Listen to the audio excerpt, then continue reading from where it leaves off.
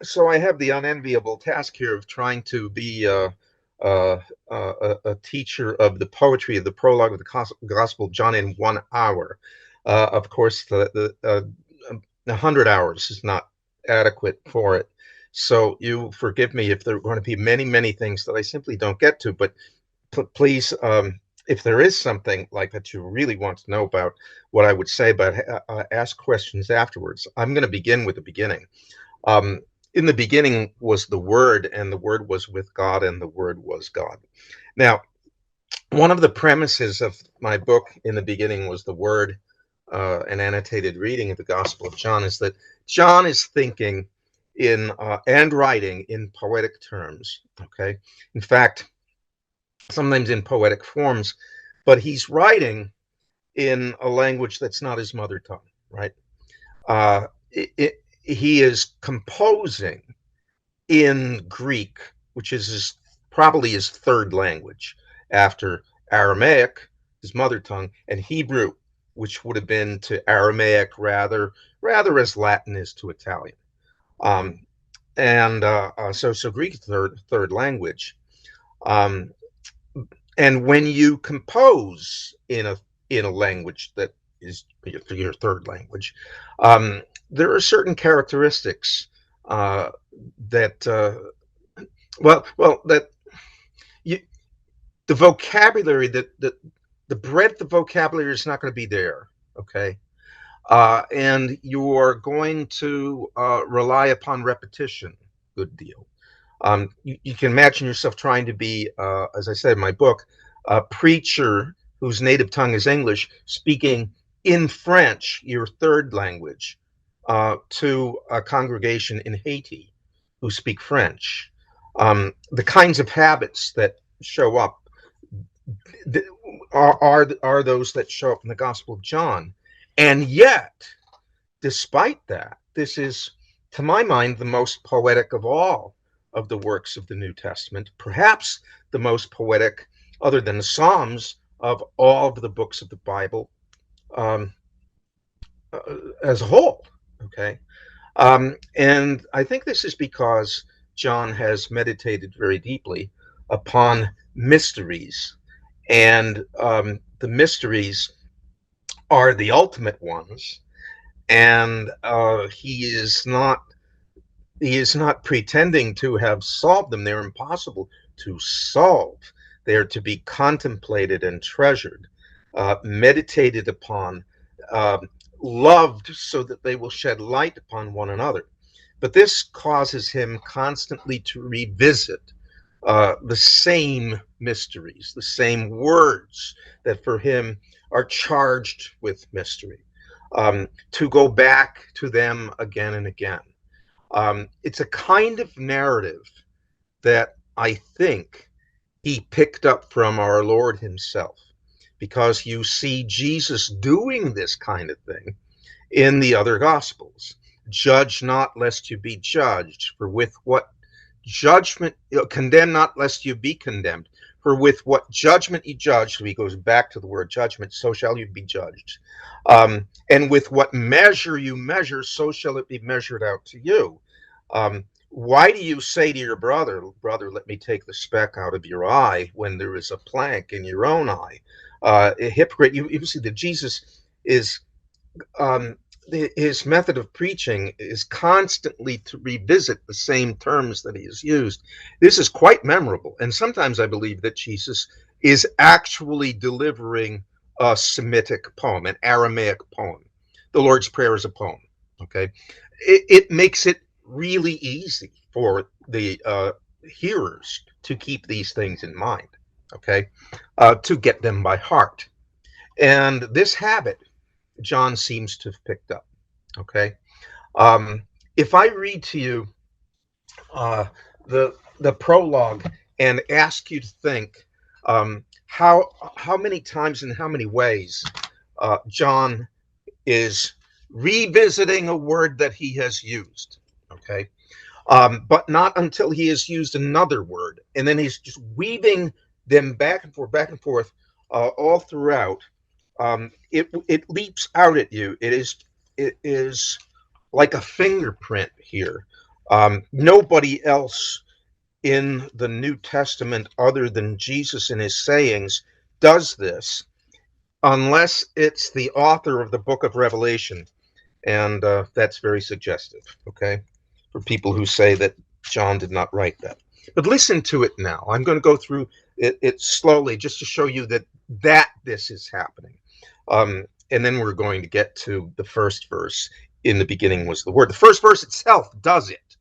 In the beginning was the Word, and the Word was with God, and the Word was God.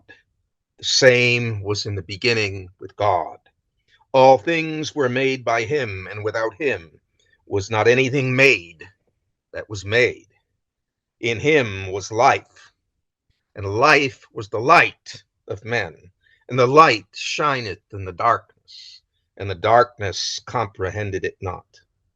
There was a man sent from God whose name was John. Same came for a witness, to bear witness of the light, that all men might through him believe. He was not that light, but was sent to bear witness of that light.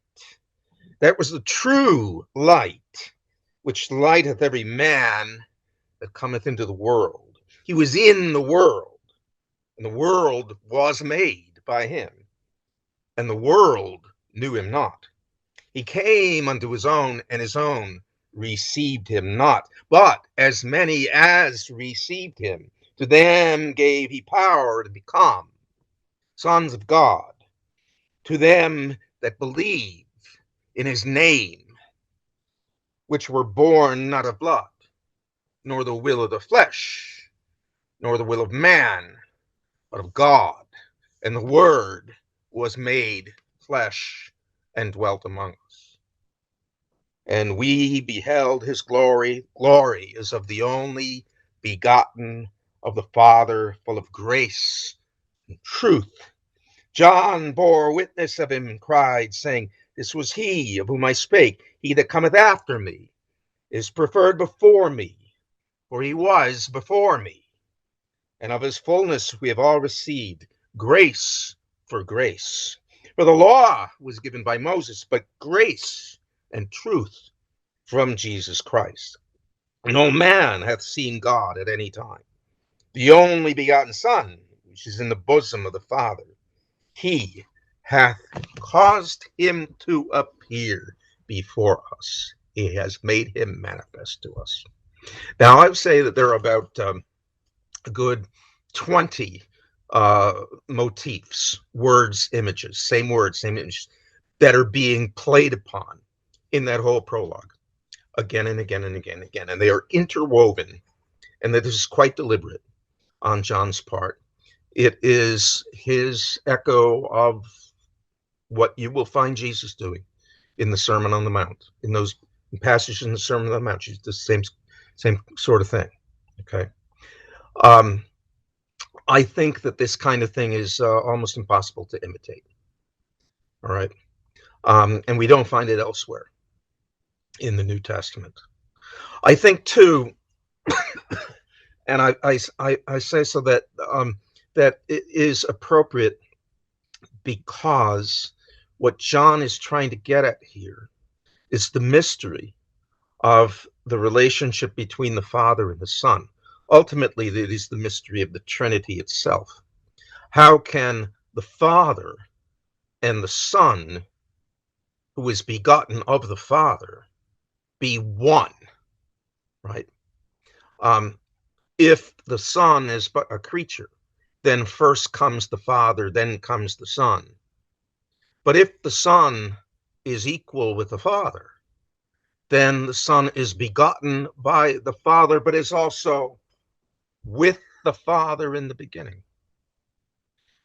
And what kind of narrative are you going to use to express this mysterious truth, but one that keeps going back and back to the beginning, right? That keeps revisiting and ringing changes on the same elements, the same words. And now let's get to a couple of those words.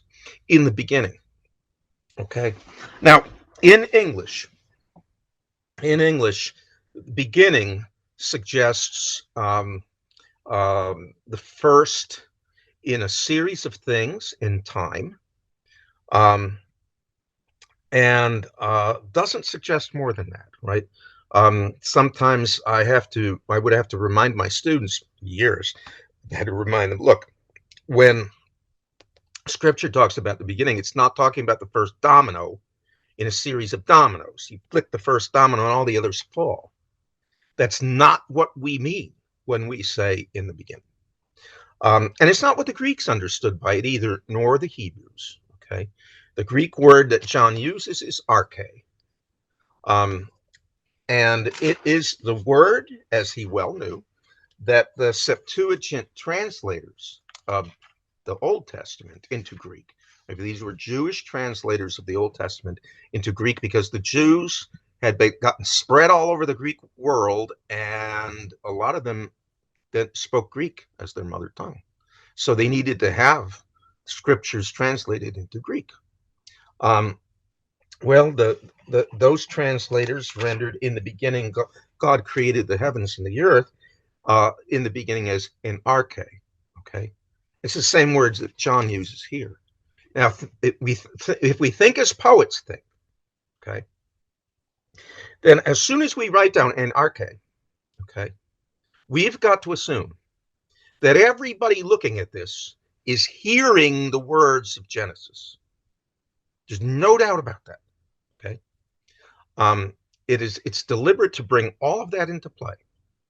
Now, arche doesn't just mean the first thing. In Greek, it suggests the governing principle. What's really at the base of the entire universe. Okay. So the Greek philosophers, some of them said, Thales said it was water.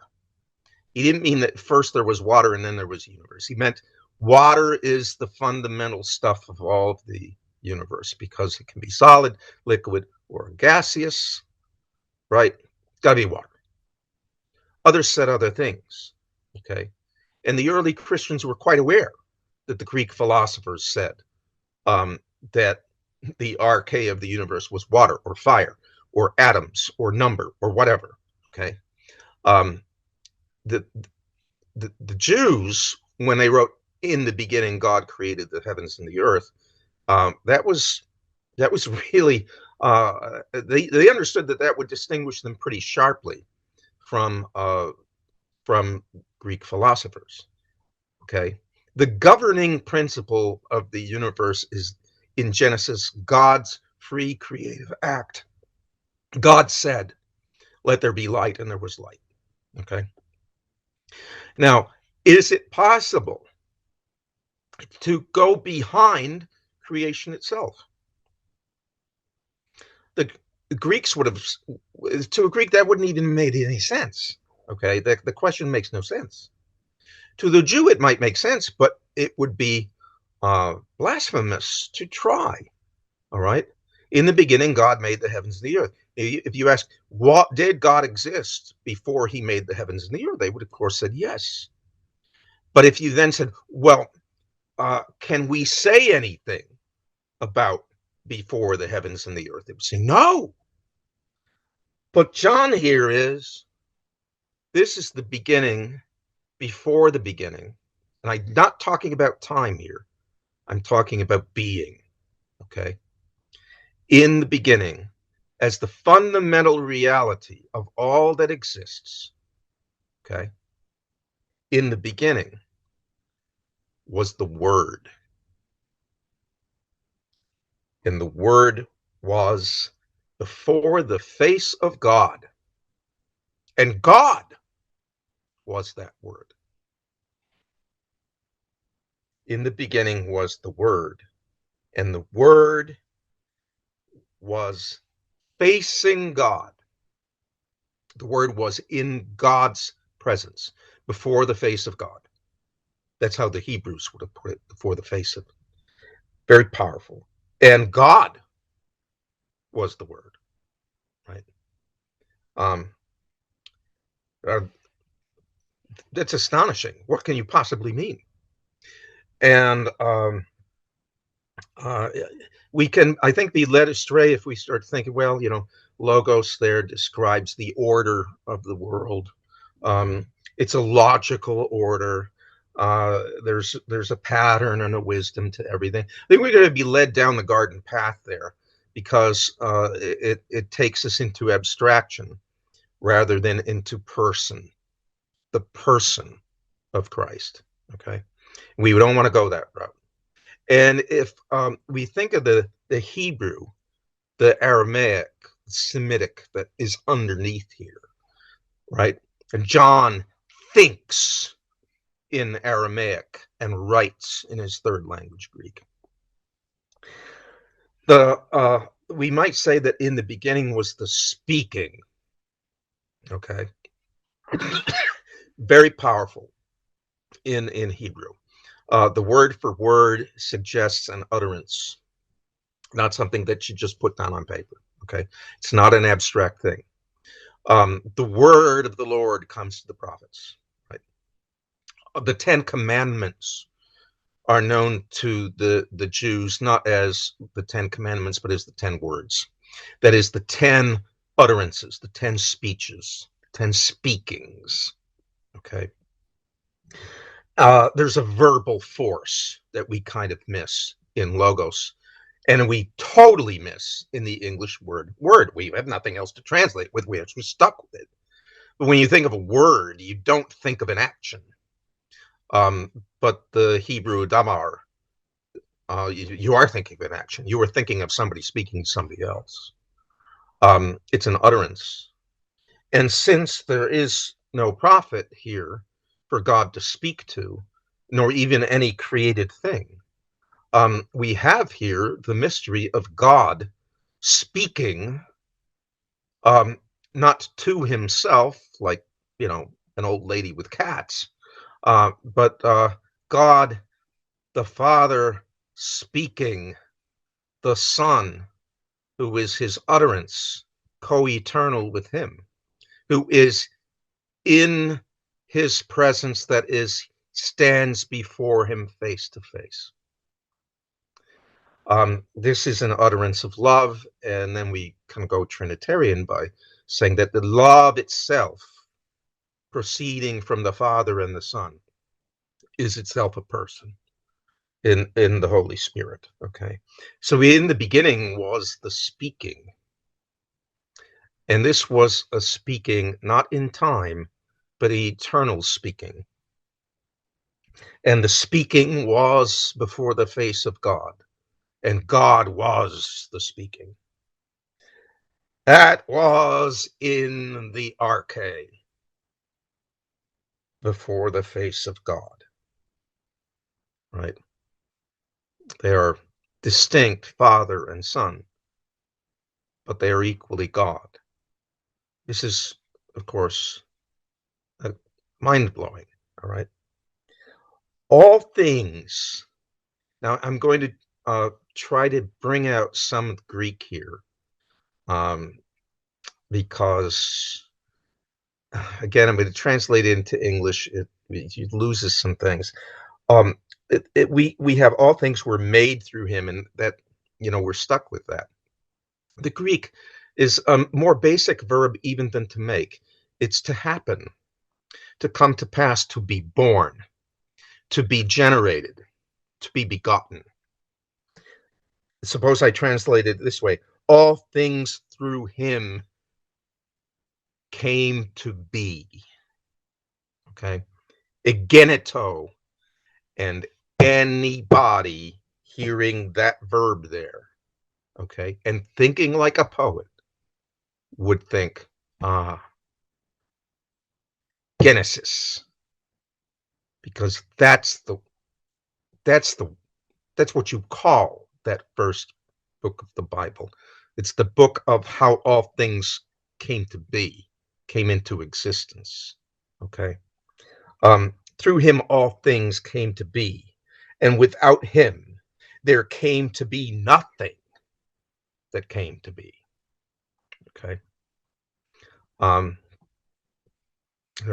That's powerful stuff. So what John is emphasizing there is not simply that God made things, but that God, the Son, through whom all things came to be that came to be, imparted being itself to them. Okay. This is from a man perhaps in his middle age, perhaps older, who was a fisherman in his youth. And he's broaching mysteries here that the Greeks themselves had never touched upon. That for God to create is to impart being itself. Okay. But that's there in Genesis, because when God says, "Let there be light," and there was light, the sacred author, like a poet, is playing upon the very name of God. The name that you're not supposed to pronounce because it's holy, right? But it's a name that is rooted in the verb to be. Okay. What is my name? You ask Moses. You want to tell him my name? This is my name, and then he gives a name that can't be uttered, and it's a name that's not a name because it's being itself. The Septuagint translators, the Greek translators, a century or so before Christ, they threw their hands up in the air and they said, the only way we can render this is ho'on, the being. Okay. But God said, "Yehi or." Yehi means be, or means light. Yehi or. And Yehi, same word, or light. God said, be light, and be light, right? Then God saw the light that it was good. Well, that sense that God, who is the being, okay, being itself, imparts being to things in his creating them. I think that's here, okay? All things that happen, all things that come to exist through that word of God that is God, co-equal with him. This is a lot already. And in him was life. Life. Now, this is a tricky word. If you're talking about only about your physical existence, right? That is, how long is the life of man? Okay, 70 years. 80 if he's lucky, but he'd probably be decrepit. You don't use the word that John uses here for life. You use the word bios, meaning, well, it's the root of our word biology. Okay.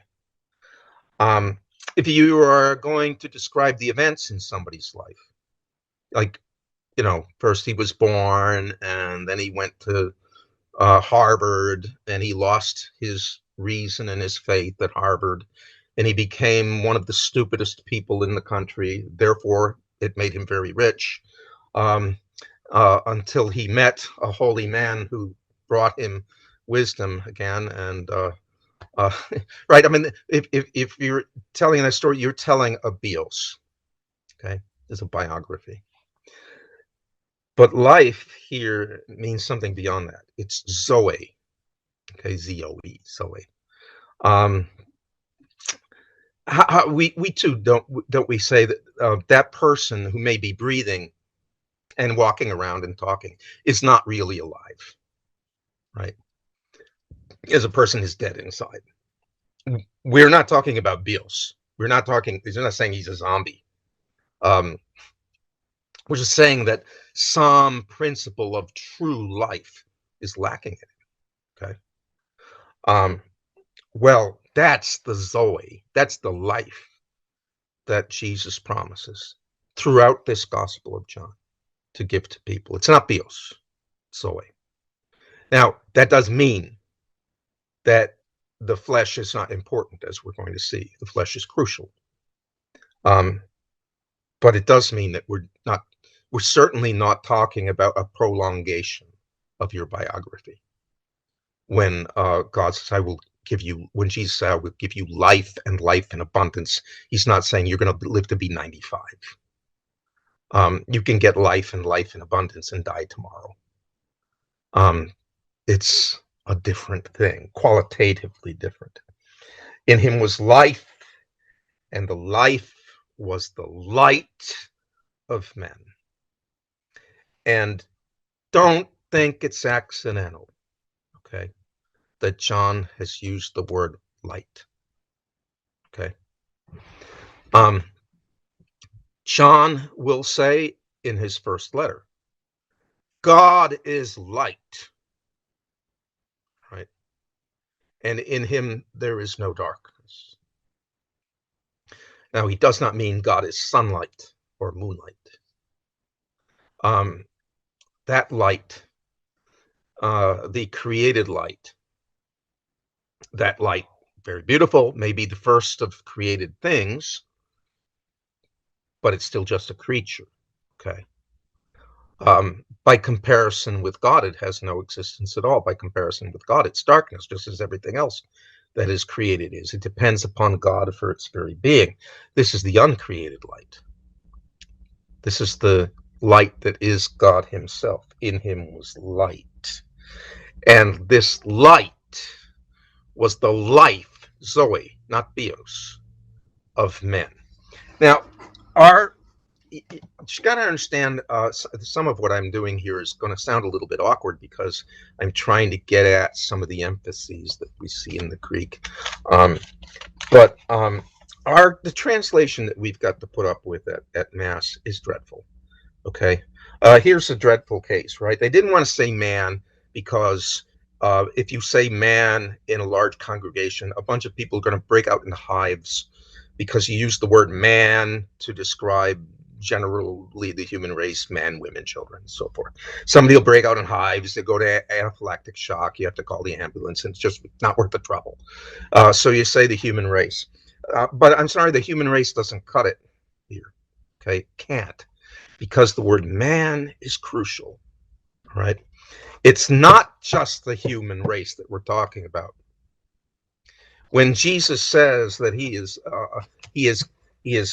come to give light and life to men, he's talking about you, Joe, and you, Mary, and you, Sandy, and you, Bill, about us all together, not as an abstraction, but as a community, okay, and singly for each person. And that is for each person in the flesh, this one, that one. And that is obscured if you translate it by the abstraction, the human race. I've never seen the human race. I'm never going to see the human race. I don't know if I want to see the human race, but I do want to see Bill and Joe and Anne and Mary. And I want to see them all together too. And when I see them all together, I won't see the human race. That's just a concept in the mind. But he was the light of men, and light shines in the darkness. And he's picked up another word from Genesis, right? Now, darkness in Genesis, the early fathers were pretty consistent in interpreting it as non-existence itself, okay? Or something very close to non-existence, like a kind of chaos. God created matter, but it had no form yet. It was just unformed, chaotic matter about which you could say nothing except that it was matter, and it could receive a form, that it existed, but that's all. Okay. Um, maybe that was signified by Moses, they would say, when he used the word darkness. But that word is there in Scripture, right? In the beginning, God created the heavens and the earth was waste and void, and darkness was on the face of the deep. And the Spirit of God was stirring above the waters. And God said, let there be light, and there was light. Okay. And God saw the light, that it was good. And God divided the light from the darkness. And the light he called day, and the darkness he called night. And there was evening and morning, one day. With heavy emphasis on the word one. Not first, one. Yom Echad, one. Day, one. Just as there's one God. Anyway, the light shines in the darkness. And there's going to be a lot of darkness all throughout John's Gospel. This is now not the darkness of non-existence before creation. This is the darkness of human sin. All human sin is a turning away from God, but to turn away from God is to turn away from him who gives us our existence. It's a turn towards unreality, towards non-existence. It is a kind of death. Every sin is a kind of death. Okay. And the light shines in the darkness. And over in the gospel, here, we're going to meet darkness. The Pharisees, who were not happy that Jesus had healed the blind man and given him sight. Not happy. Blind man receives his sight. It bothers you. It makes you unhappy. What's with that? Okay. Light and darkness will go all through the gospel, through John's letters. If we say that we have no sin, we lie and the truth is not in us, right? We're darkness. And of course in the apocalypse. And the light shines in the darkness, and the darkness, and here I want to focus on, before I get to the Word which was made flesh, right? I mean, there's only so much I can do here, right? But a typical translation is not what I read out of the King James Version. Typical translation is, the darkness has not overcome it. Okay. The darkness has not vanquished it. Okay, if that's what you've got available to you in English right now, then you got to use it. You have no choice. However, it's not exactly what the word means. Comprehended is almost literally what Saint Jerome used in Latin, translating it into Latin. Et tenebrae eam non comprehenderunt. And so the King James translators threw their hands up in the air and they said, we got to use the word comprehend here. We can't just use the word overcome. It doesn't get it. Okay. There were words for overcome that are not this word, right? And they're frequent enough. They're ordinary verbs to have a victory over. Everybody knew that word.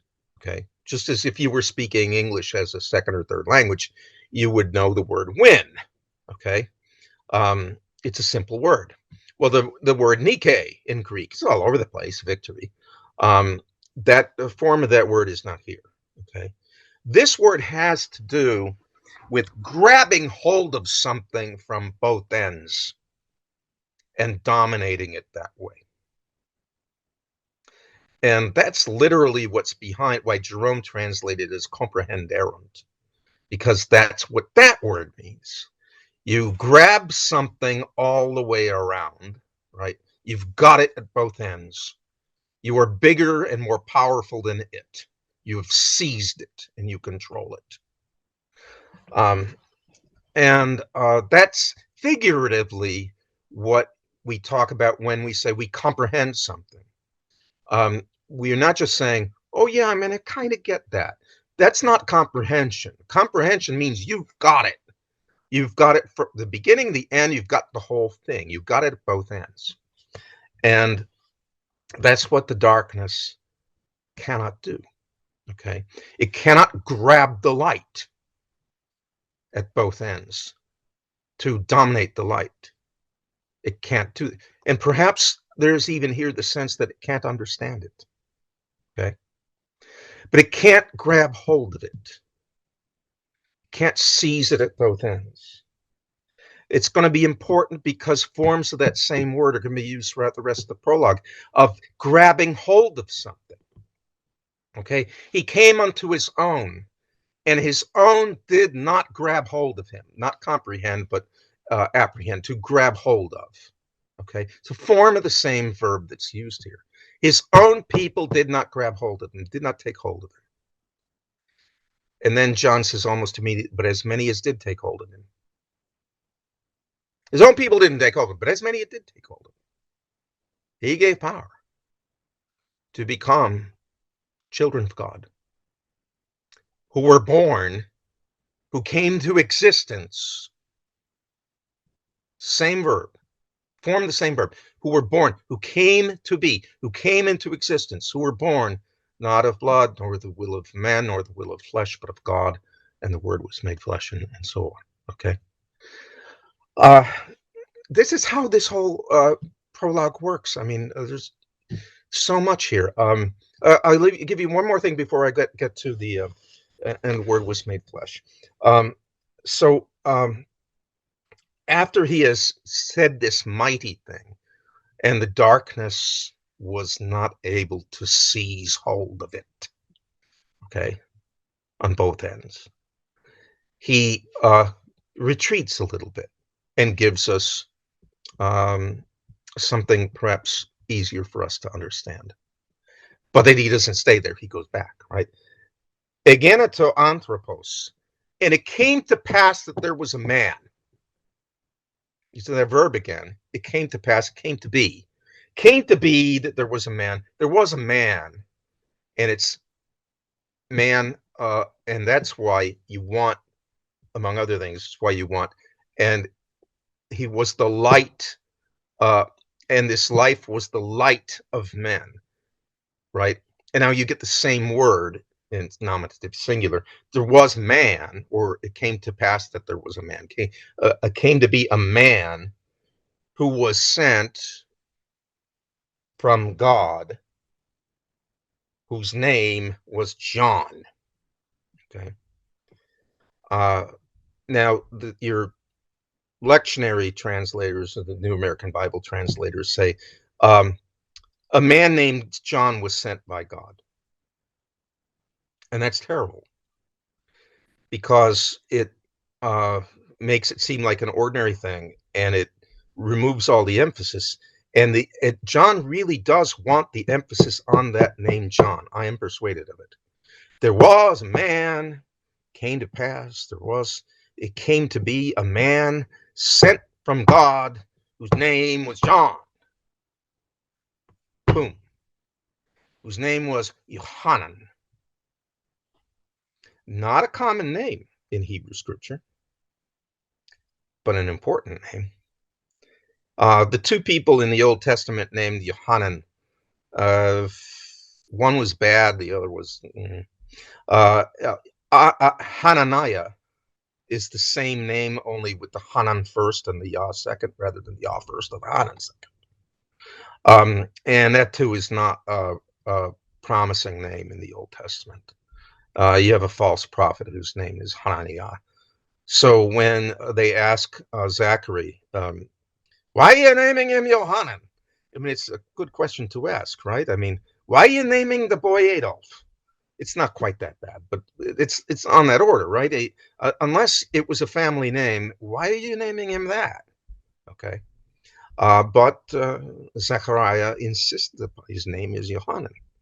So there was a man sent from God whose name was the Lord is gracious. That's the name. Okay. Came to pass there was a man sent, there was an apostle of God whose name was the Lord is gracious. And he said, oh, huh. I suppose he thinks that's important. Maybe one of the reasons why he has suppressed his own name throughout his gospel, because he doesn't want to put himself forward. But he insists upon this name here, John, Yohanan. He is going to say the law came from Moses, but grace, in Greek, charis, but he's thinking Hanan, and truth came from Jesus Christ. Okay. A man named John was sent by God. Doesn't cut it. There was a man sent from God whose name was, pay attention because I'm going to end the sentence with it, John. Okay. He was not the light, but came to be a martyr for the light. Came to witness to the life by his very life. There was the true light that lightens all men who come into the world. He was in the world, and the world knew him not, and so forth. And the Word was made flesh and dwelt among us. This is right after he has said that those who do receive him, who believe in his name, and a heavy emphasis on the word name, okay, not a man called John was sent by God, but there was a man sent from God whose name, important word, was John, important name, who believed in his name. And what is the name of Jesus? Joshua, the Lord shall save. Okay. Who were born, who came to be, who had their being, not from blood, nor the will of a man, not human decision, the will of a man, nor the will of the flesh, but of God. So it's not flesh, and then immediately says, and the Word was made flesh. And the Word was made flesh and dwelt among us. And we say, wait a second, what have you just done? Have you just contradicted yourself? No, I haven't contradicted myself. If you can understand,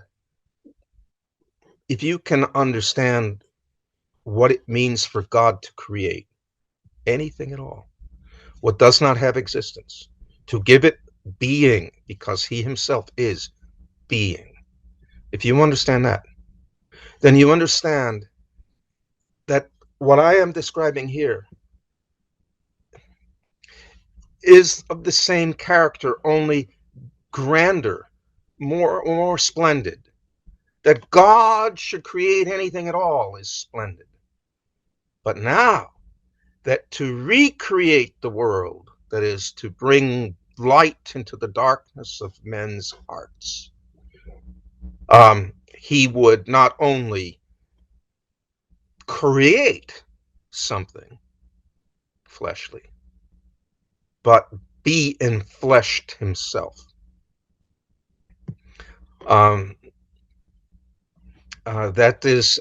It's a mystery of love, which the whole of the Old Testament does point towards, and yet it was still incomprehensible to the people of Jesus' time. Only after the fact do you see, oh yes, the whole of the Old Testament is pointing in this direction. But you would never see it. You'd never see it. You can only see it if it is made manifest to you in the person of Jesus, right?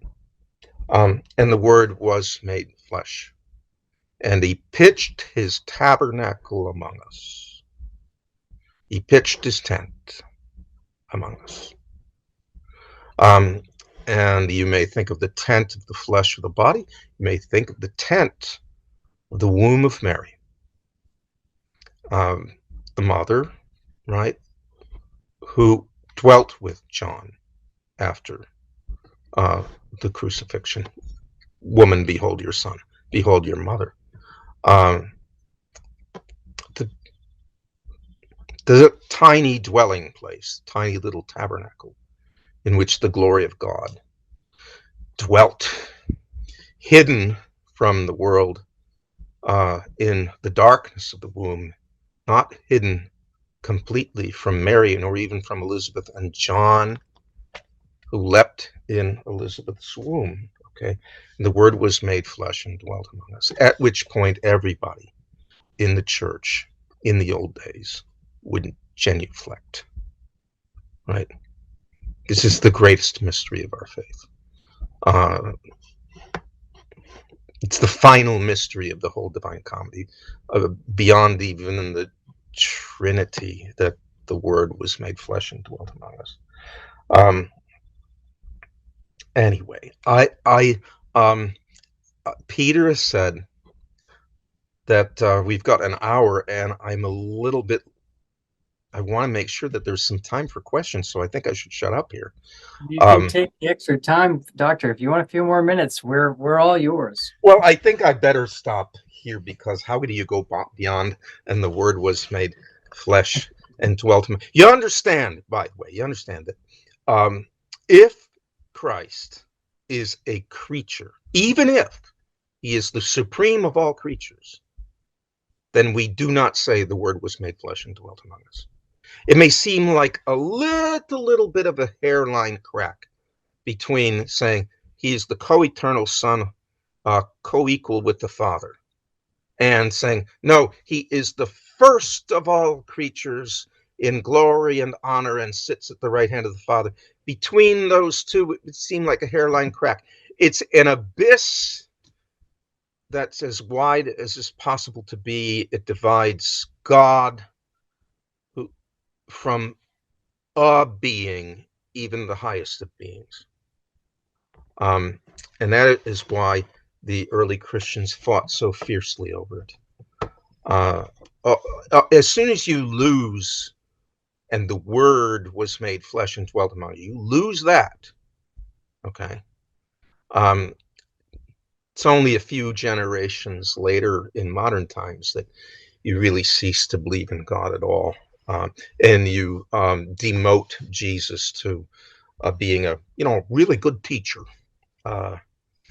which is to a kind of blasphemy, an insult. Anyway, so let me take some questions now. Excellent. Thank you, Doctor. Beautiful exposition, and it is a shame not to have a full course to treat this. Perhaps someday we will be able to I wrote that take book that time. about it. Yeah. Could you hold that up so folks can see? An annotated reading of the Gospel of John, each chapter in the book, and it's not a long book. It's got big pages, but it's about 140 pages. Takes a part of a verse, and it goes through the first 18 verses, right? And they say very nice things about it, but it's very readable. It's easy. It's you don't have to be a scholar to read it. I don't write for. I write for everybody. Scholars are nice, but I like people. All right, Doctor. Let's start with this question from Michael. Michael asks, there's a question regarding the difference between the word as logos and word as utterance. It seems the difference is on the speaker rather than the word itself. Could you elaborate on that perspective? Well, what I meant to say was that the typical word in the Hebrew of the Old Testament for word, there are a couple, but the typical one is verbal in force. It suggests an action, an utterance, that is a speaker and someone to whom he is speaking. Okay.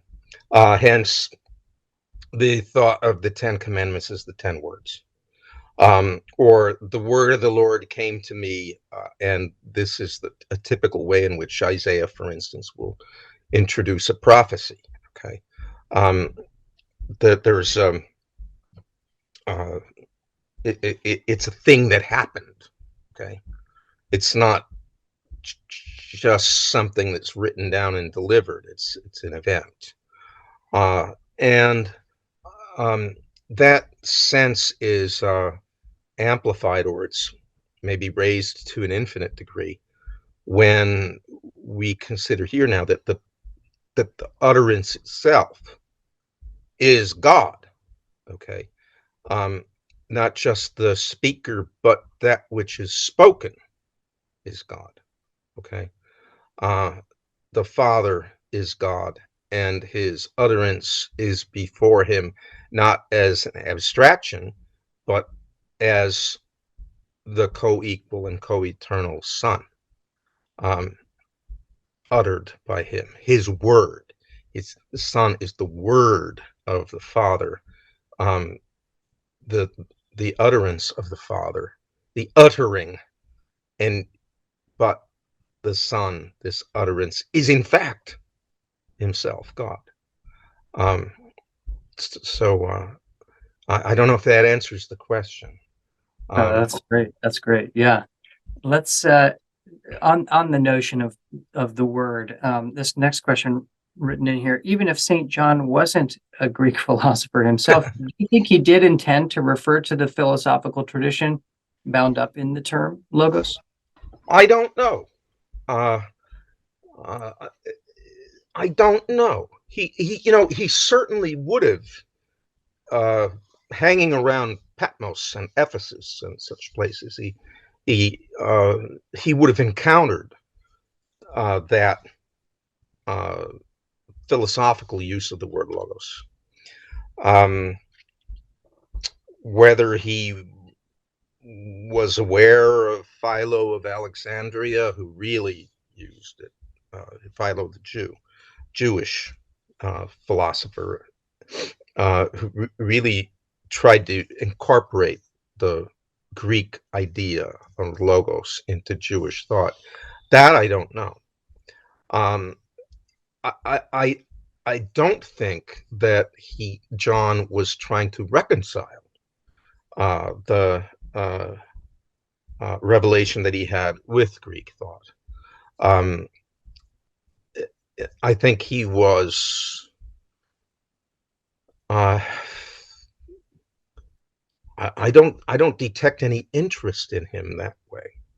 So if he uses the word logos for word, and if he is aware that Greeks who think themselves wise, and may be wise in many important ways, may be wise, that they use the word, how they use the word, I don't believe interests him, unless to the extent that his use of the word corrects them. That what you're talking about as logos is not logos. But I don't know. I don't know if he got into it with them to that degree. I think that the Hebrew word davar was in his mind when he used the word logos, more pressing on his mind than Greek philosophy would have been. But I'm just speculating. Sure.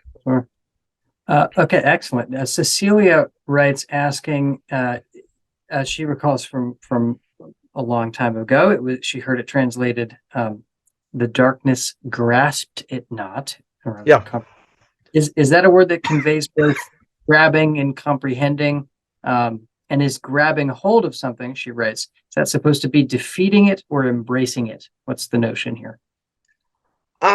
It could be defeating it. Okay. To seize hold of something, to take it to yourself in love, I think you would use a different word. To seize hold of something in order to dominate it, to put it down, or to well, to defeat it, that you would use this. Grasp is a really good word. Trouble with grasp is that um, it in English it might suggest something partial. So you say that you have a grasp of something. It means that you're able to raise your hand and grab hold of a piece of it. Okay. That's in Latin, that would be apprehension, not comprehension. So what we've got here is comprehension, the fullest grasp possible. But grasp is interesting because it does contain both senses, right? The literal and the figurative sense. The literal sense is that you grab something, you seize it, okay? And the figurative sense, you understand it. You comprehend it, right? Both senses were active in the Latin word, Latin verb comprehendere and apprehendere, right? And they're active in the English word grasp, except that grasp isn't as full in action as what we need here. Really interesting. You're making me think of Philippians and St. Paul using grasped in there. Do you know that must be a different term? Well, in fact, then let me look at that. You're thinking about the time where he says in the Christ hymn, did not deem equality with God something to be grasped. That almost conveys to me like not the notion of the totality, grabbing at both ends, but the last bit is even let go of, not grasped at. Almost like the other side of the coin. Yeah. Okay. Let's take a look at it.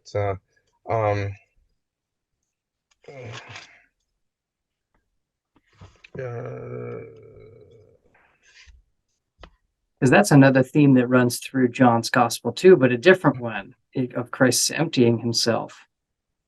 But these must be two different words. One case, the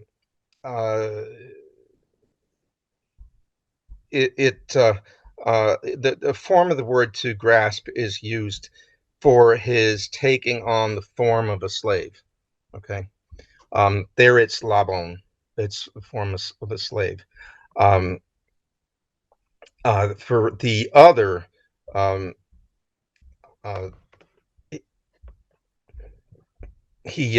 it's a different verb. It's actually it's a kind of a more sinister verb. But the verb for grasp there is he took hold of the form of the slave. Alicia, up on screen, did you have your hand up before? I work with children with the catechesis of the Good Shepherd, and I was teaching a couple of the prophecies from Isaiah to the children. And the first one we always do with even the 3-year-olds is the people who walked in darkness have seen a great light. And another one that we work with the older children is the one of the mountains and the valleys, which ends with the glory of the Lord shall be revealed and all flesh shall see it together. And my question is, are those words in Isaiah of darkness and light used in the same way? Are they the same words that John uses? And is glory another way of saying light? Glory is a mysterious word. I'll go to the first question first. So Okay. The Isaiah is written in Hebrew, and so what we're really asking is, did the Jewish translators of the Hebrew text, when they translated the Septuagint, did they use the same words for flesh and light that John uses? And the answer to that question would be yes. Then another part of that would be, is John thinking about those passages from Isaiah? And I think the answer to that question is absolutely yes. Mm-hmm. Okay. Not only because Isaiah is the great prophet of the coming of the Messiah, but it's John himself that is the Baptist who places the coming of Christ in the context the way of the Lord. Yeah, right. I mean, and that's in all the Gospels. Yeah. Right. But in that term, when he says, and all flesh shall see it together. Yeah. I mean, it's translated in different ways, but it really strikes me here that it's, I can't It's a articulate it very well. powerful word, isn't it? Right? Yes, And all but flesh shall instead of see it saying all together. people or all mankind, he's saying Right. all flesh, all All flesh. living Yeah. humans. Yeah. Do you know what chapter that is in Isaiah offhand? I'm gonna say Isaiah 40, the second Oh, sure. chunk. The great chapter 40. Yeah, chapter 40. Yeah. Okay. So I've got There's chapter just so 40. much there. It just Yeah. it's Yeah. banging around with this prologue.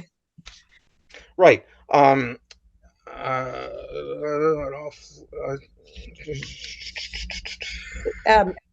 like, If you have the verse, let me catch it here. I'm sorry. I just taught it today, but I was doing also all flesh shall see it. Okay. So, here it is.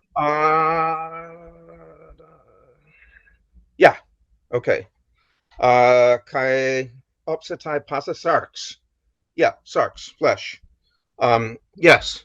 It's same word. Okay. All right. So The that's the first, most accurate translation. Okay. well, different books of the Old Testament are translated more or less well by the Septuagint translators. But there, okay, so it's interesting. And flesh is a crucial word throughout the Old Testament. The first time it appears in Scripture is, I believe, when God is making Eve, is creating Eve, and he opens up the flesh of the man. Okay, he took one of his ribs and he closed up the flesh. That's the first use of the word.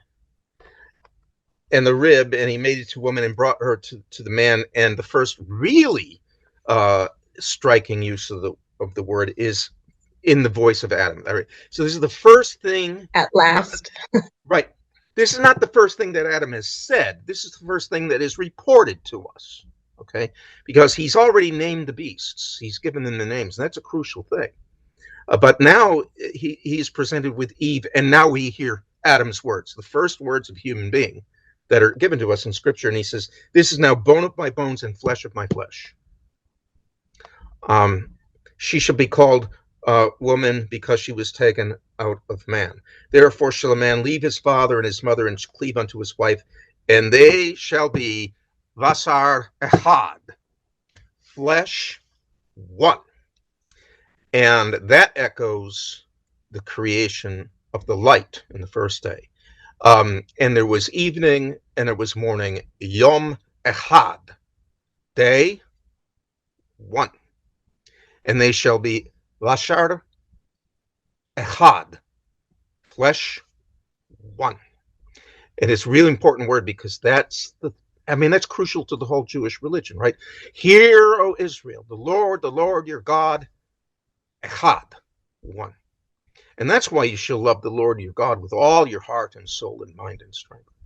Because the Lord your God, one. Okay. So anyway, that's when we get Yom Echad, and then we get as a kind of echo of that, not too much later, Vashar Echad, flesh one. That's crucial. And of course, this is what Jesus cites when he's talking about marriage, right? The oneness of the man and woman in marriage is reflective of the very oneness of God. So let's not talk lightly about bills of divorce, Jesus. It was not so from the beginning. Yeah. No, flesh is crucial. Flesh is crucial. You know what? If the apostles and the disciples went forth teaching all the nations that Jesus appeared to them as a spirit, big deal. That was not anything striking. Oh, sure, anybody would be ready to believe that. What's the big deal there? You get spirits all over the place. Got one in the attic. No, I don't actually, but that's what people would say. Yeah, sure. Well, big deal. It was the resurrection in the flesh that was the big deal. That was the sticking point, right? Even the Corinthians that Paul preached to, they stumbled over that. You want us to believe in a resurrected spirit of Jesus? That's easy. You want us to believe in a resurrected body? That's not easy. But it really is the redemption of all flesh. Right? What else is really exciting about that, though, when you say, man, a woman, or one, is how it raises the dignity of women. Oh, absolutely. Like from the beginning, the original plan, and we can gloss over that, but this is so, like, it raises women to really being so important to that unity is what brings the fecundity. Yeah. Everywhere else you go,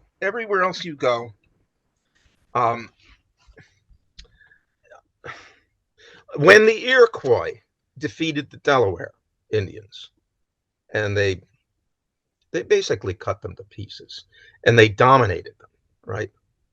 The Iroquois called the Delaware women, okay? Because the Iroquois were stronger than the Delaware.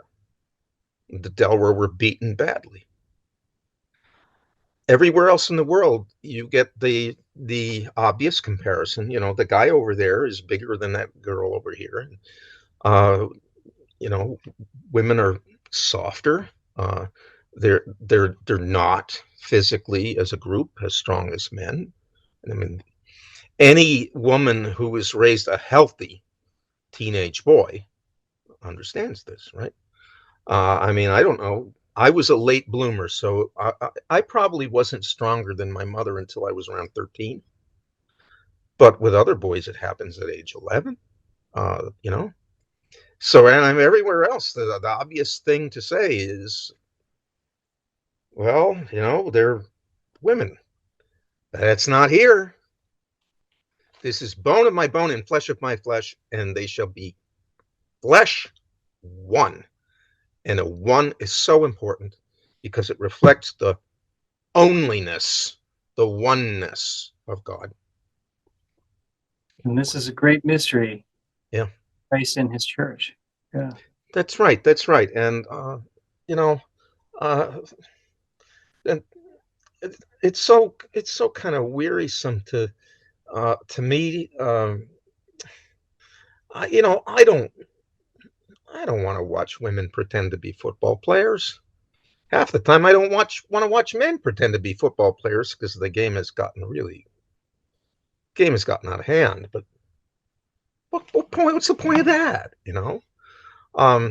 That doesn't reveal the great mystery of womanhood. I think we know that. We know. We may not want to say so, but we know that the womanhood is a great mystery, and it's not football playing. I want to get one more up here. Okay. Christina, you had your hand up, I believe, earlier. Let's go ahead and unmute yourself there. Yeah, I've been trying to figure out how to formulate this question. But kind of going on with this theme of light and darkness and whatnot, you were talking about how in Genesis that that word for darkness is like, it was interpreted by the church fathers as like non-existence and whatnot. Or chaos. Or chaos, yes. Yeah. And I was just wondering if that same interpretation was then applied to night, because as you read from Genesis, like God called, when he separated the two, he called the light day, called the darkness night. Oh, that's an interesting question. I don't know. Okay. I'll have to beg off on that one. I don't know. So one way to look at it would be to say that we're talking an obvious and legitimate way of interpreting it would be to say we're talking about corporeal night, right? That is the relative absence of light, not the total absence of light, but a relative absence of light. But it is still another way it would be to say, no, we're talking about existence versus non-existence, or good versus not the opposite of good, because there is no opposite of good, but the denial of good that is evil. The word night is often used in Scripture, both Testaments, to suggest evil, or to suggest death or non-existence. You walk in the night means that you are not walking in the light of God. You're not walking in the path of God. You are walking in darkness. You are shrouded in evil and death. You're walking in the night.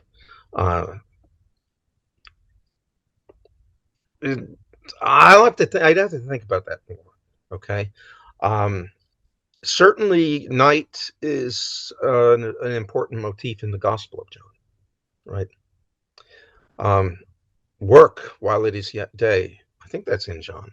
For the night cometh, where no man can work, right? And a day and night are, I think, crucial in as light and darkness are in the first letter of John. It's very, very clear. I mean, nobody doubts this. The first letter of John and the Gospel of John are written by the same person. I think that Revelation, Apocalypse, is written by the same person too. And they're, I mean, light and darkness, day and night are everywhere to be found as motifs in that vision. One more question. All right, we'll end with this one then, Okay. Doctor. A couple people wrote in along these lines asking if you could comment on the place of the prologue at the end of Mass, at least in the traditional rite. What was its effect there? I mean, James actually wrote into the chat as an aside that he gets a sense of mission, ite missa est, and then right into the prologue. But could you comment on its place there? Yeah, I think that all Christians ought to hear these words all the time. I don't know why they did what they did there. I don't see any necessity for it. The last gospel is to be suppressed. I mean, that's basically the words that you get in the description of what the Novus Ordo is going to be. The last gospel is to be suppressed. I don't get it. I don't see why. Surely they didn't think that it was anticlimactic. It's not an afterthought. It's the very heart of our faith. It's the heart and the summit of our faith. So I think it was most unfortunate. And unnecessary. You could have, and perhaps once people dial down their anger a bit, it may occur to somebody to say, you know what? Why don't we have in the Novus Ordo also the last gospel? What's preventing it? What's preventing it? A lousy hymn that comes before it? Not a good hymn, but even a good hymn. What prevents it? The hymn? Well, sing the hymn if you're going to sing a hymn, but you don't have to leave. Sing the hymn, and then wait, and then let the priest read. In the beginning was the Word, and the Word was with God. Why is that? Why can that not happen? And it would be good for people to hear these words all the time, and not just if they happen to hit the right Mass on Christmas. Right? Really should be all the time. Doctor, could you close us in prayer this evening? Yes. In the name of the Father, and of the Son, and of the Holy Spirit. Amen.